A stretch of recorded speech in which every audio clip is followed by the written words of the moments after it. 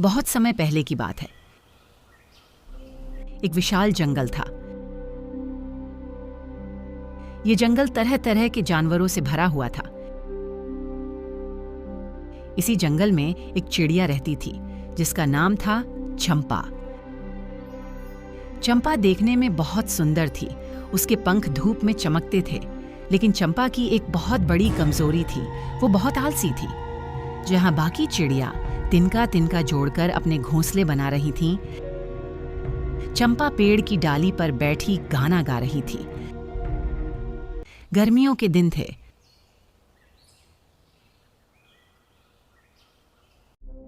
जंगल के सभी पक्षी अपने घर बनाने में जुटे हुए थे।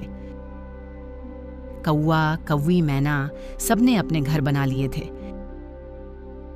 लेकिन चंपा सोचती, इतनी गर्मी में मेहनत क्यों करना? अभी तो धूप है, बारिश आने में बहुत समय है। अरे अभी तो बहुत टाइम है, जब बारिश आएगी तब सोचेंगे। दिन बीतते गए। धीरे धीरे आसमान में काले बादल छाने लगे। जंगल में मौसम बदलने लगा और एक दिन अचानक जोर की बारिश शुरू हो गई। जैसे ही बारिश आई, सभी जानवर अपने अपने घरों में चले गए। चंपा ने इधर उधर देखा तो पाया कि उसके पास कोई घोंसला नहीं है।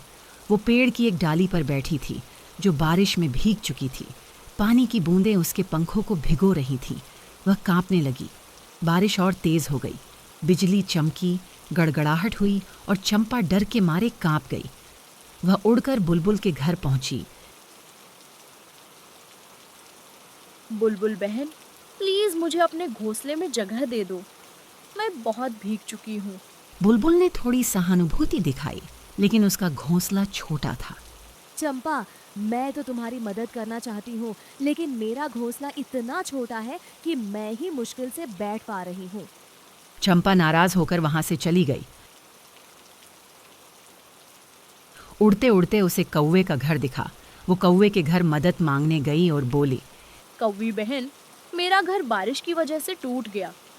क्या तुम आज मुझे अपने घर में रहने दे सकती हो? जब हम अपना घर बना रहे थे तो तुम हम पर हंस रही थी, और वैसे भी हमारा घर छोटा है, तुम्हारे लिए यहाँ कोई जगह नहीं है। चंपा वहां से चली गई। चंपा ने एक एक कर सबके घर खटखटाए। मैना, तोता, यहां तक कि चिल का भी। लेकिन हर किसी ने यही कहा, हमने पहले से मेहनत की थी, अब जगह नहीं है। अब चंपा को अपनी गलती का एहसास हुआ। काश मैंने भी समय रहते अपना घर बना लिया होता। अब वो पेड़ के नीचे छुपने की कोशिश करने लगी, लेकिन कहीं राहत नहीं मिली। बारिश 3 दिन तक लगातार चलती रही। चंपा की हालत बहुत खराब हो गई।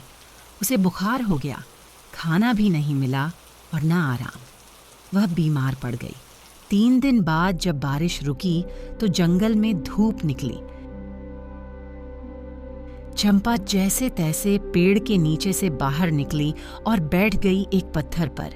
उसकी आंखों में आंसू थे। उसे अपनी आलसी आदत पर बहुत पछतावा हो रहा था। उसी समय एक बुजुर्ग चिड़ा आया। उसका नाम था बाबा हुदहुद। वह जंगल का सबसे समझदार पक्षी था। वह अक्सर दूसरों को अच्छी सीख दिया करता था। बाबा हुदहुद ने चंपा को देखा और कहा, क्यों बेटी, अब तो समझ आई बात कि आलस के कारण क्या हो सकता है।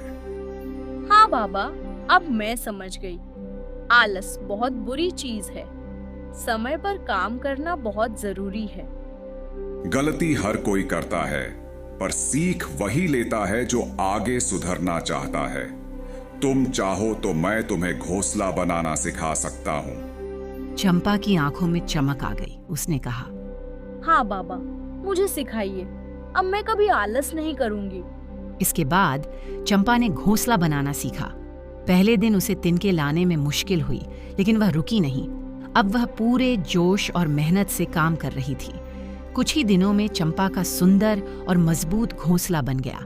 जब अगली बार बारिश आई तो चंपा अपने घोंसले में मुस्कुरा रही थी और सोच रही थी, मेहनत का फल मीठा होता है। शिक्षा समय पर किया गया काम ही हमें मुसीबत से बचाता है। मेहनत से ही सुख और सुरक्षा मिलती है।